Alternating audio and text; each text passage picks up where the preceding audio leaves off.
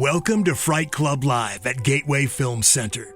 Tonight, a screening of the 2020 film, The Dark and the Wicked. Yeah, I just wanted to thank you for showing it, because I think I saw this the first time when I was camping on my parents' property. What? Oh my God. And it's a farmland, and I Wow. saw this in a tent.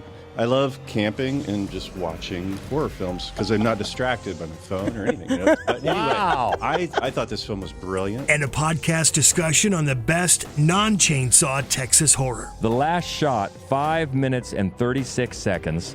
The iconic smile at the end lasts for 1 minute and 51 seconds. Amazing. Plus Jeremiah Kipp's short film, Slapface. If you haven't seen Jeremiah Kipp's feature, Slapface, check it out because it's just really wonderful. Now, here are your hosts, Hope Madden and George Wolf. Thank you. Was that a professional entrance or what? We're so big time. We are big time. That's right. I'm moving up in the world with all these lights and equipment, but it's cool, and we like this. Welcome. Yes. This is the Fright Club podcast, and she is Hope Madden. He's George Wolf. And we're from madwolf.com here at our home away from home, Gateway Film Center, the second Friday of every month for Fright Club Live. We got a good one. We do. Got a good one I think everybody's going to love. Got a fun topic, and we've got, a couple things to talk about from last time. First of all, we want to welcome a new member of the Mad Wolf Pack. Welcome Zach Johnson, who is going to be our badass video and podcast producer. Wow. I know. We've earned a producer That's after right. 13 years. Yes. Yay. So thank you. We're very excited this about is great. that. Yeah. This is great. It's really weird not to be actually pushing the buttons and everything. I know. But we're going to try to. We can just make out now. We're at a table. Nobody wants to see that. So thank you so much to Zach. And also, boy, there's a lot going on. Since we've been here last, we've had two special guests on the podcast. We have had two special guests on the podcast. So just last week, we had Billy Graves, who is a publisher at Lockington Jungle Press, and he also has a really great horror sci-fi sports book out called Seams of the Infinite. It's so wonderful. George does the audiobook for it. It's such a good book. And his publishing company republished my first novel, Roost, which went out of print last year when the publisher went out under. So he republished that, so that's awesome. And he had some really, I think, interesting things to say. So did you about recording audiobooks. Wow. I had some interesting things to say. No, that was fun. Billy's got some great books. Not all horror. And he also just has started selling coffee for you coffee achievers. That's right. Yeah. That's right. And So check that then before that, our beloved Gareth Tidball joined us. Yes. Gareth, of course, was a co-star in our film Obstacle Corps. Since then, as we knew she would, going on to great things. She keeps doing film after film. She was in Havoc with Tom Hardy. Yes. She's got a new one out now, just on streaming, called The Withering, which is very cool. She's scary on the poster. Yeah, she is scary on the poster. And she's awesome. She's great in that movie. She's so much fun in that movie. And it was great to get a chance to talk to her. And I'm so proud of her. She is doing so many things. As we knew She's she doing would. such great work, as we did know she was. So that was fun. Had two special guests on the last time. We also found out that our short film, Drunkula, is going to screen at Cinema Columbus. So, yay! That is so cool. Yeah, we're excited about that. So it is going to be on the Sunday of the festival, which is September the 13th. 11:30 as part of their spooky shorts block right here at Gateway Film Center. Yay! Yeah, it's so great because I think this is only the third annual, right? Yeah, yes. And since then, they have just gone gangbusters in a short amount of time. Yeah. For a great, great film festival. Yeah, they were voted Reader's Choice. USA Today, best film festival in the nation. Yeah. In the nation. Cinema Columbus. How crazy is that? Yeah, in it's just great. 3 or 4 short years. So that really, really excited about that. So yeah, September 13th, 11:30 a.m. right here at Gateway. And before we move on, we want to thank Ginger Nuts of Horror, as always, our partners for the Fright Club podcast. They also, of course, they run our Mad Wolf's horror film reviews. They do tons of other cool stuff, articles about horror, book reviews, really useful. I find it really useful when I'm deciding what to buy next. But then Ginger Nuts of Horror and Mad Wolf have been picked up by a German website that recommends movies. Yeah. Love the Germans. Yes. It's called Watch Guide. Watch Guide. And they put out this list that said that just recommended sites, American movie blogs that Germans actually read, and we're on there. And so is Ginger Nuts. So that's fun. So please enjoy some brats and sauerkraut on us. That's right. Next time we cross paths. Thank you. I also want to thank whoever poured this drink because this is quite tasty. If you see me coming in with all my equipment, all the mics are wrapped in Crown Royal bags. This is why, because it's mighty tasty. Thank you so much. Okay. So, it's non-chainsaw Texas horror. We had to do a little bit of a pivot because if you remember last time, we got a great big hoop and a holler because we announced that our film tonight was going to be Rubber. It doesn't have a U.S. distributor. No. Yeah. So I know. I was so bummed about this. I know. We wanted to watch it on the big screen, too. Yeah, we really did. It's such a fun movie. And hopefully at some point we do get it. They get that ironed out and we do get it. But we went with the opposite film, which is Brian Bertino's The Dark and the Wicked, which is such a great movie. It's creepy and really wonderful. And we are so thrilled also that Jeremiah Kipp is letting us show his short film Slapface, which was his proof of concept, and it turned into his feature film Slapface, which is great. If you haven't seen it, I think it's on Shudder. And then he also this year put out The Mortuary Assistant. Yeah, and which we really like. Yeah. And he's been a friend. We've had him on the podcast a couple of times. He's great. Really fine director. And it's so great that he let us show this short film. Yeah, we're really honored to get a chance to show the short film. So. All right, so that's all the business, right? It is all the business. We've got non-chainsaw Texas horror because when we started talking about Texas horror, it's like, well, duh. Yeah. So let's do instead of... It was George's idea to basically count 6 to 2 and just let the number one be known because if you're new, I'm a big fan of the Texas Chainsaw Massacre. Big fan. We've talked about it a few times. With good reason, but we thought we'd go, 6 to 2, and we just all assume and just know that TCM is number one. So, but we've got a bunch of honorable mentions. Yeah. When I started thinking about this, so Texas, clearly a super scary place. Now, it's not maybe Australia level scary, but it's kind of our version maybe of Australia. And so there were so many really, really good ones. Teeth. That's a Fright Club. We showed that one time. I winced when you said the name. You know. Also, Piranha. I had forgotten that was set in Texas. Planet Terror. Oh, it's fun. Yeah, that's a good one. The Bad Batch is set in Texas, which I had forgotten. I'm a fan of that movie. Mm-hmm. Demon Knight, which is not a good movie, but it's a fun one. Yeah. It is fun. The Town That Dreaded Sundown, which is one of the very first slasher films, that is set, of course, in Texas. The Hitcher. It's so wrong how hot I think Rutger Hauer is in that movie. It's really not right. Part of Zombieland and also part of From Dusk Till Dawn. Parts of those movies are also set in Texas. So those are great films that I didn't want to just ignore. No, those are good ones. But we can jump up to number 5. Which is actually number 6. But that's okay. Yeah, this is from 2002. It is Bubba Hotep. What we have here at Shady Rest is an Egyptian soul sucker of some sort. Some kind of Bubba Hotep. You know, a mummy hiding out, feeding on the sleeping.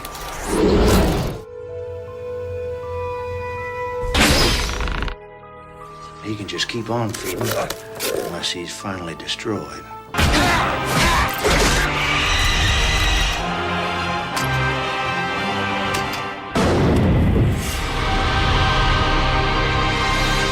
Don't make me use my stuff on you, baby.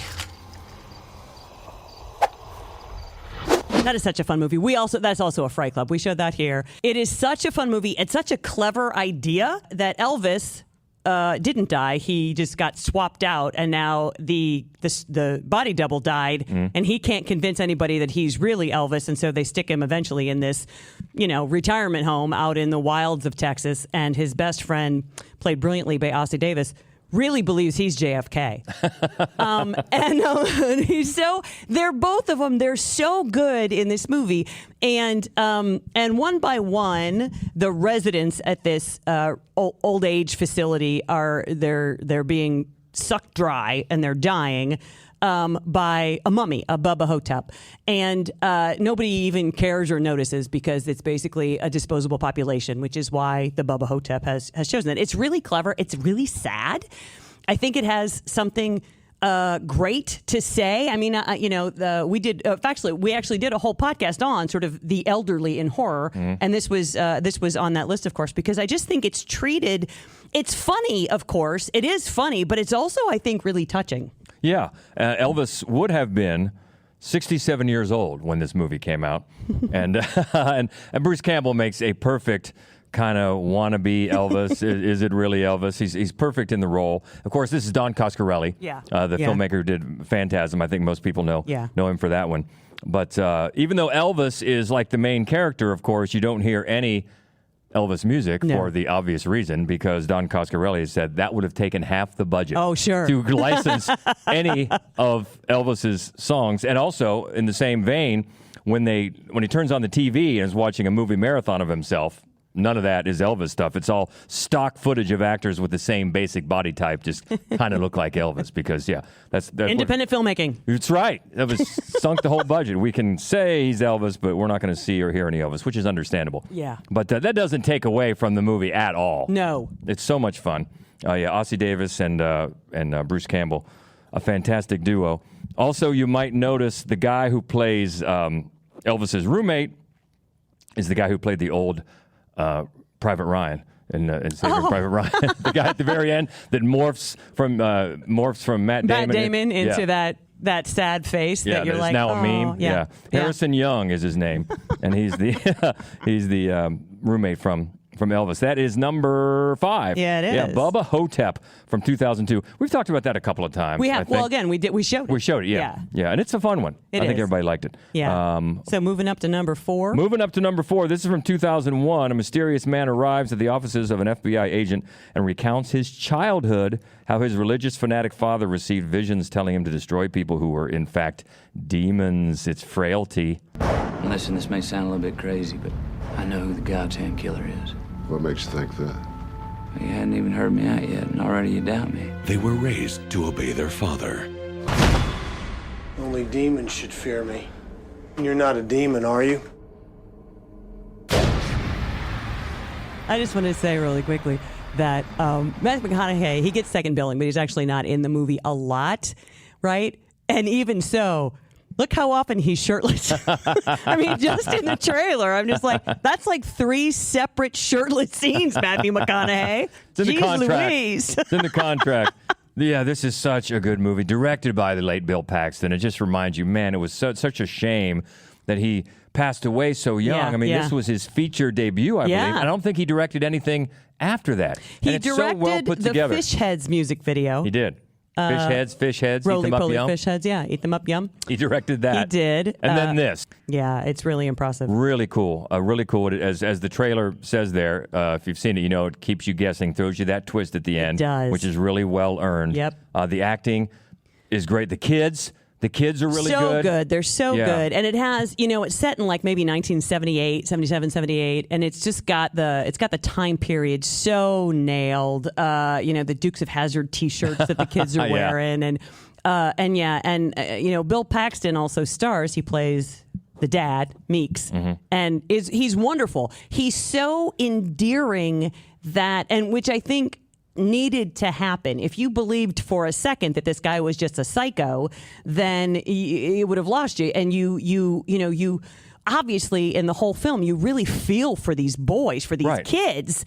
And that's really the point of view you have is the children. But at the same time, it's so hard to believe that Bill Paxton is being a bad dude, although he has played dumbasses in a lot of movies, but this isn't one. Yeah, it's exactly right. The point of view is from the kids. And so the young boys, they're going to look up to their dad as like everything. He's their hero, as he's telling them to do all these horrible things. And it speaks to, of course, religious fanaticism and all that. And it does it in just a creepy, very gradual way, because when he's talking about doing these killings, he's just very calm. Yeah. No, we have to. Yeah. They're demons. They're demons. Yeah. You're not a demon, are you? You're not. I know. That's so creepy. A great line. That is so creepy. Yeah. And I guess the script originally featured the boys wanting to go see the movie Alien. But Bill Paxton changed that. I think they said the Warriors that they want to go see instead. He had to avoid that reference. And it's apparently loosely based on the case of an American serial killer, Joseph Callinger, who murdered 3 people and tortured 4 families. Yeah, so loosely based on that, but really, really creepy. Powers Booth is great, and it's got that. Yeah, it's got a nice twist at the end. It does. So well done. And again, so we showed this one too. I'm realizing how many times I dip into Texas horror. I must be a bigger fan than I realized. Also, I thought this was funny. The soundstage work where when they were filming it was opposite the production of Legally Blonde. So Bill Paxton said, I would come out all covered with blood and I'd see Reese Witherspoon in her pink Chanel outfits and just say, hey, how's work today? That would be fun. And that is Frailty. That is number 4 from 2001. So moving up to number 3. This is the one we're going to see tonight, so we won't talk about it too much as usual. From 2020, on a secluded farm in a nondescript rural town, a man is slowly dying. His family gathers to mourn, and soon a darkness grows, marked by waking nightmares and a growing sense that something evil is taking over the family, the dark and the wicked. There are things in this world, horrible things, wicked, and they come for whoever they want. I saw something. She wasn't crazy. Do you smell him? He's close now. He's not out there.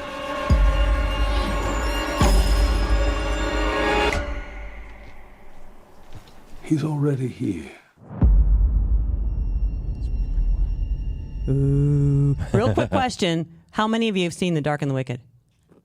Wow. 2, 3. Fewer than I thought. Yay. I'm really happy about that. Well, great. Well, we're not going to talk about it then. Nope, we're not. Except that please come down and talk about it after. Yes, please do. Definitely want to get your I thoughts. really, really, really like this movie, and I sincerely think that it is scary. So I'm excited to see what you guys think. Awesome. Okay, so moving on to number 2, and this is from 2022. In 1918, a young woman on the brink of madness pursues stardom in a desperate attempt to escape the drudgery, isolation, and lovelessness of life on her parents' farm, Pearl. We're looking for someone with X Factor. Has to be me. How about a film nobody else has seen? Is it legal? Will be eventually.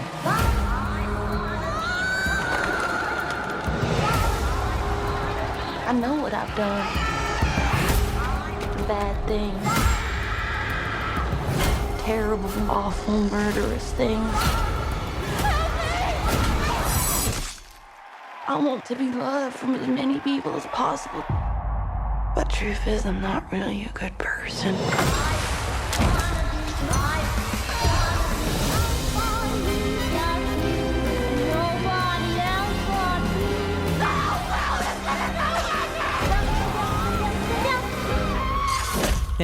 I agree with you. She was robbed. She was so great in this movie. Yeah, she was. She's in all of them. She's fantastic. Mia Goth, yeah. Yeah, Mia Goth is great.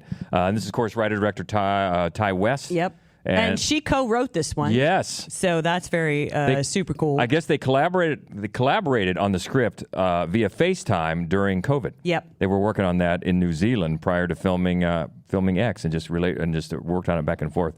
And it's just fascinating. It's fascinating. You were just saying to me the sound design. I love the sound design in this movie. And in that scene, I think that you can really tell the way it's like her voice sounds like it's coming from someplace else. Yeah. And the real sound is the wheels on those creaky boards. It's such a beautifully made movie, and it's so fucking nuts. It's like when she goes out there with that scarecrow, you're like, oh, I'm actually watching this happen right now. Okay, all right. I didn't think I would ever watch that, but all right, I have now. Also, Superman. Yes, is the projectionist. David Cornsweet. Yeah, he was not Superman in this movie. No. He wasn't. But very definitely can die. Yeah, he's not.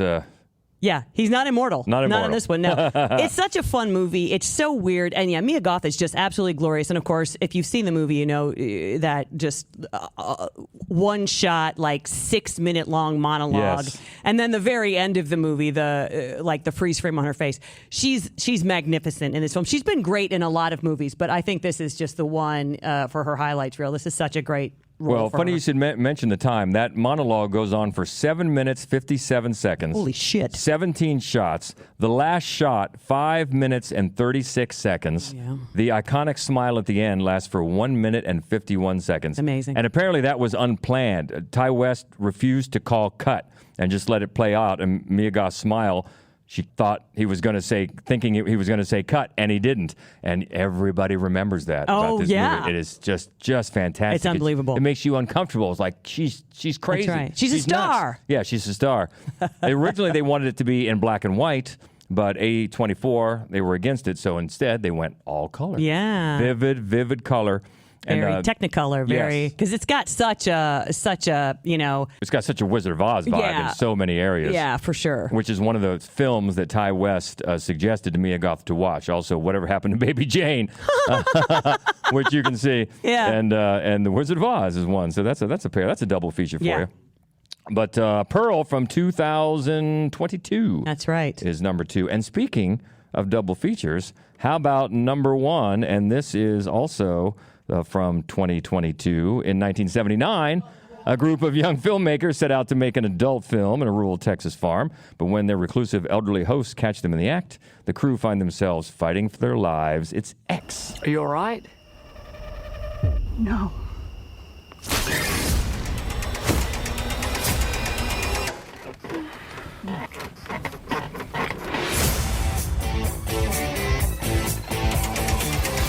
One of the boys found this inside.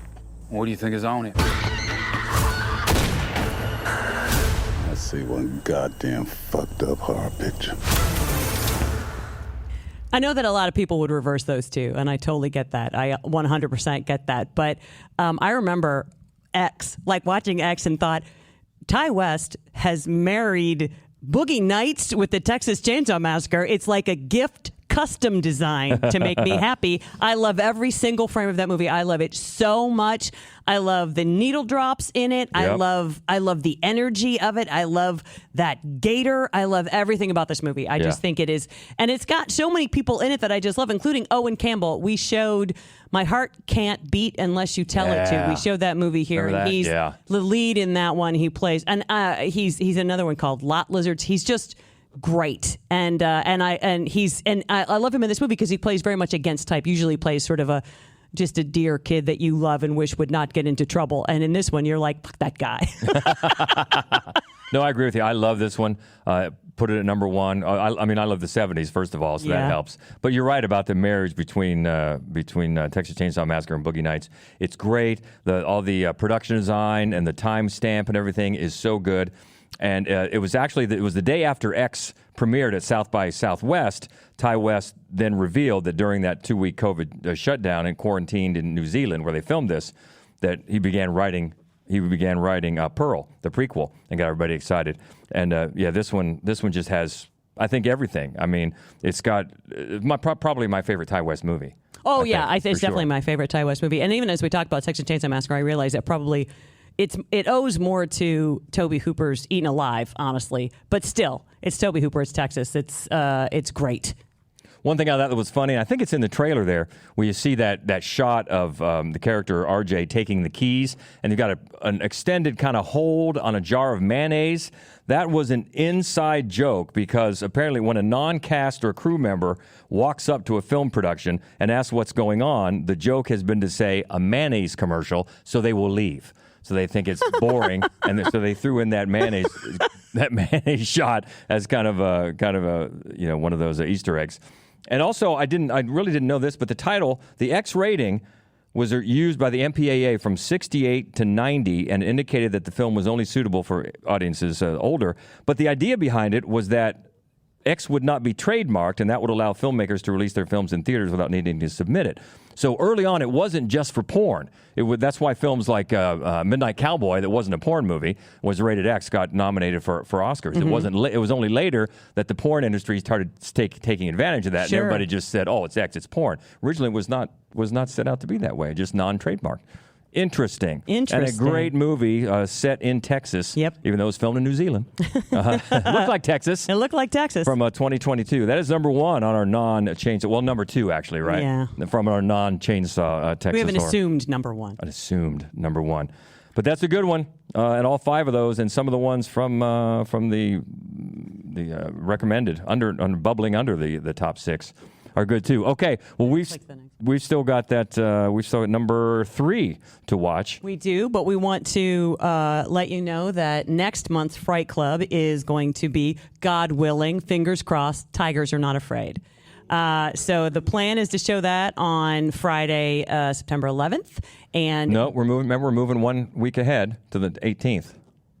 You're right. Good thinking, George. The 18th, we're moving to the 3rd week because we're celebrating George's birthday. Sorry. I completely forgot about that. Yeah, the 18th. That's right. And we're going to talk about horror from a child's point of view.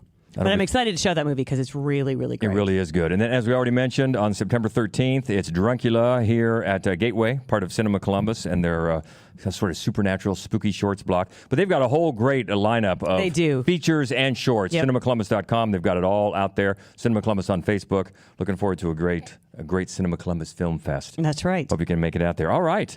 Please come down afterwards, and we'll talk about this movie, and especially since not too many people have seen it. Yes. I'll get some great thoughts, as we always do.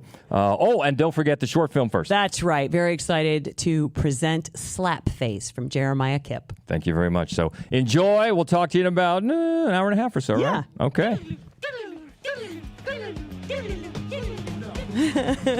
What did you guys think? Yeah? Liked it? Okay, good. How long do you think the sound design department had to search to find the most abrasive ringtone for a phone? It was perfectly abrasive. It really was. Every time it just cut right through your skull, I think ringtone. The other thing that I really loved, the other detail I really loved was that chicken wallpaper. I just kept thinking, nothing could go wrong with that chicken wallpaper. That's so cheery. It's so interesting. I was watching it this time and just thinking and comparing it to Brian Bertino, The Strangers, which is also in a secluded, not really a farmhouse, but it's out there, where the threat is from the outside coming in, and this is from the inside going out. Yeah. And I love both of them very much, because The Strangers I thought was really scary. Oh my God, really scary, super scary. And this one is in a different way. Yeah. All the bloodshed is self-inflicted. Yeah. It's freaky. It's so freaky. I love Marin Ireland. I mean, I love her in everything, and she's so good in this movie. And she's so underrated. I think she's one of those people that most people on the street won't know her name. Yeah. Right? You would know her face, and she's been in so many different sorts of movies, and she can play a lot of things, but she just kind of flies under the radar. Yeah. But she's always so solid. You're right. Yeah, she's really, really good. And one of the things I think this movie has also, in similarity to The Strangers, is the way that the camera moves, and you see figures in the house that the lead doesn't ever see. And of course, in this case, they're spectral, but at the same time, I mean, it's really unnerving. It is. And that is usually a trope that I'm not wild about. Right. But I think he nails it. He does. Like anything, any rule can be broken. Anything can be, annoying in so many other films. But if it's done right, like jump scares, we've talked about that a lot. Jump scares can often be cheap, but when they're done right, they're effective. And this spectral stuff, like, oh, it's gone, is done really, really effectively, just like anything can be. So, yeah. I also love a creepy priest. I love a creepy priest. Anybody have anything to say? Yeah, this time, as you can see, we've got a dedicated mic down here. Microphone. So come on down and jump on it. Also, I just want to, how great was Slapface? I love that. Yeah. It's such a good, and if you haven't seen Jeremiah Kipp's feature, Slapface, check it out, because it's just really wonderful. Yes, sir. Yeah, I thought it was a great movie. I'm glad you guys shared it. I don't know. I feel like at its core, it's a movie about all of the trauma and horror of hospice care. Yeah. It's, it all kind of falls on one person, whether they like it or not. and that was Louise in this case. And so, yeah. I don't know, it feels like beneath all these layers of supernatural and demonic horror, it's just really about like who's going to handle the farm and who's going to take care of Dad when everyone else is gone, right? You know, that's a good point. Actually, I just went through that with my mom. My mom was in hospice care here just in the last few months, and it hits you like that because, and it also gave a little tribute to those people, the hospice workers that are always there. And I found out that firsthand. I mean, Hope always told me because when she went through with her mom, that hospice workers are just some of the best people on earth, and that's so true. And it's unfortunate what happened to this one. Yeah. But that's a good point. That's a good point. I think you're right, though. I think that the core conflict in this film is that it's the guilt and they don't want to have to do this, and they're not wanted there, and there's a conflict, and then. I think the brother and all of his sort of the nightmarish visions that he has, I think that's really something that Bertino mines really well, is this sort of primal horror of being responsible for your parents when they die. And I think that that's not a super uncommon theme in horror films, but I think that this one dives deeper than most do. Yeah, good point. Yeah, I thought it was really, really great. And you mentioned the sound design. I thought that was some of the most unsettling sounds that I've heard, whether it's knives cutting up carrots or like the sound of like the chimes like clinking, like when you sense something's happening. It's just like it just sent chills down my spine. And that carrot scene, when it started, we all knew where it was going, right? We all knew. but in a way, we did it. There? It's like a lot of times you'll see it, but then what she does, you're like, okay.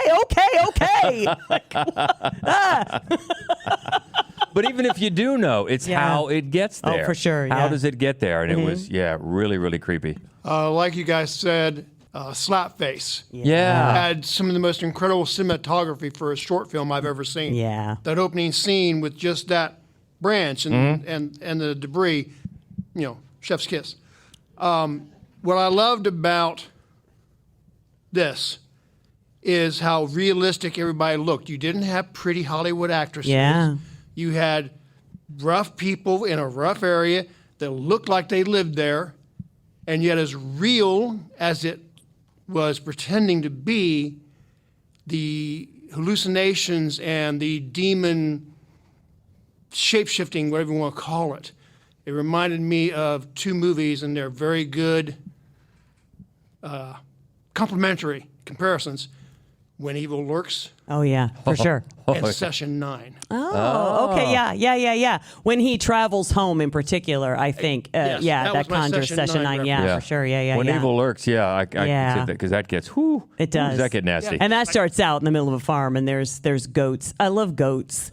And I love the baby goat. I love some goats, man. That was almost the topic, was sheep and goats. And so it will at some point, I promise you, be sheep and goats. Because anytime a goat just looks you in the face. Oh, yeah. No. And plus that sound, goat sounds are hilarious.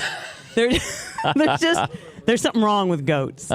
And it did start with the goats and the chime. Yeah. Those were the first jarring noises. The phone came later. Yeah. So it actually shifted from outside the threat, and of course she ended up in the barn. And then everything started happening in the house, and the phone was the focus. Yeah. So, not sure. You know what I love about there was a shift from the barn to the house. When the priest shows up and he's saying, "Come outside," and that made me think of actually Poltergeist 2 when he says, "Let me in," and then he says, "Come outside," and then the sister's like, "Don't," right? Like, and then he says, "Don't answer that phone." But if she'd answered that phone, Charlie might have lived. So the point is, never listen to a man. I wondered where you were going with that. Sorry, please go on. But yeah, so the sound made the film. Yeah. The pretty people in this were always the demon.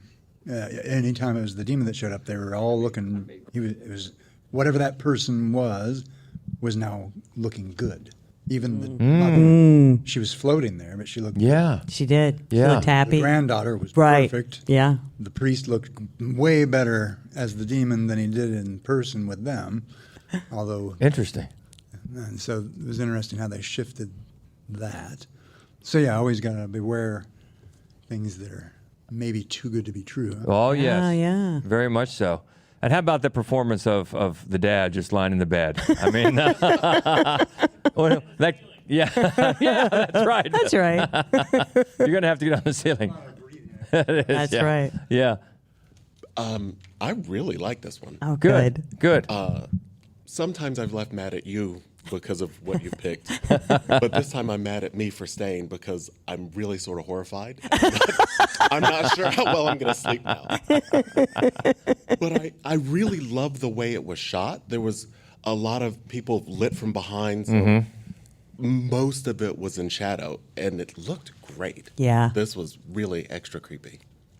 Yeah, I did. I agree with you. I love the way, the way that they would have, things in the scene that were almost at the very periphery of your vision. I love the way they would have, when that door opened up and the light was on, just this creepy rail right out front. You know what I mean? The way that he framed things and lit things so that something that in another film might just seem bucolic and lovely had a menace to it. Mm-hmm. And even the chimes. Oh, yeah, they were terrible. Yeah. Chimes are a warning fence for coyotes. That's right. That's right. Yes. Yeah, I just wanted to thank you for showing it because I think I saw this the first time when I was camping on my parents' property. What? And I Oh, go my outside, God. And it's a farmland, and I saw this in a tent on a computer screen, but it was so creepy. There were coyotes howling. Was that a dare Oh, or my something? God. I mean, you were trying. masochism? I love camping and just watching horror films because I'm not distracted by my phone or anything. But anyway, I thought this film was brilliant the first time I saw it, and I just knew everything was great.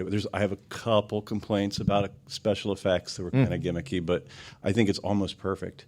And I think everything you said, cinematography, the actors, everything is so good about that. I would put it close to Hereditary in these sort of family trauma horrors, people climbing on ceiling movies, possession. Yeah, but it really, people need to see it. It's that good, and I'm glad you showed it because thank you. Nobody left. Yeah. No, that's good to hear because I know when we made the post that we had to switch movies, a couple of people right away. That's a good one. Yeah. We were hoping because when we said that it was going to be Rubber, we got such a good, people were very excited about it. And I thought, well, we should find something that, sometimes I'll show something and I'll think, I don't think they're going to like it, but I like it. And I thought I should pick something people like. Yeah. What I loved, one of the things I really loved about this movie is that nothing's explained. Just like The Strangers. Yeah. You leave not knowing why. Yeah. And that's just you were nice. home. Yeah. Just you're walking out. It's like, why is this going on? It's just, it happened. And it adds to the creep factor because now this could happen to me. Yeah. Oh, yeah. Whether you believe or whether you don't believe. If it picks you, it just picks you. Yeah. I'd much rather have that. Through the door. Yeah, exactly. Yeah. Same thing. Yeah, I'd much rather creepy. have that in a movie that doesn't spoon feed you. Oh, yeah. And leaves it up to your imagination. And, and I even like things like just focusing for a little bit on her diary. And what he's waiting, and I was just trying to scan the pages. What else is she writing? I want to see that because it's all just adds to the mood. Yeah. Well, I'm glad it went over so well. Yeah. That's very cool. Thank you for all those great thoughts. Yes, thank you very much, and thanks for coming out. Yeah, appreciate that, and we look forward to September the 18th. The 18th, right? September the 18th, when we're going to show. Fingers crossed, we're going to show Tigers Are Not Afraid.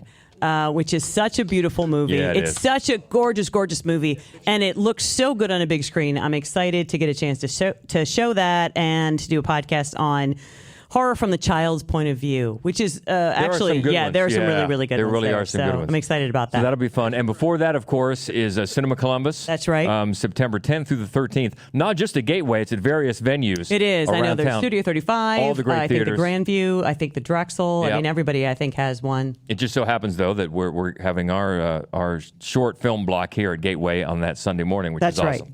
Very excited about that. So please come out and see Druncula. Yes, and cinemacolumbus.com for all the info. We'll have this up and edited. Oh, thanks to Zach again. Thank you so much, We're doing Zach. the video. Look forward to seeing that. Yay. Have this all we edited. don't know exactly when it's going to be available. We're still working that timing out. Right. No rush. But we'll get to it. But we'll have it posted on all the usual platforms, Mad Wolf Columbus on all the socials, and Fright Club Podcast on Facebook. So a lot of ways to keep in touch. We hope you will. And until next time, she is Hope Madden. He's George Wolf. And this is the Fright Club Podcast. Stay frightened.